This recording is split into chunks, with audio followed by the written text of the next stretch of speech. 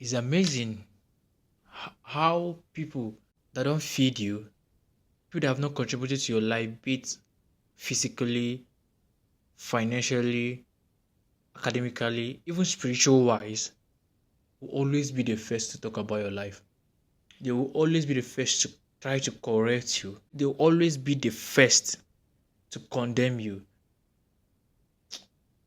Mind you, you don't have right to correct anyone that you have not commended. You don't have right to correct anyone that you have not appreciated. You don't have right to correct anyone that you have not at least for one day praised the person for the good he or she has done.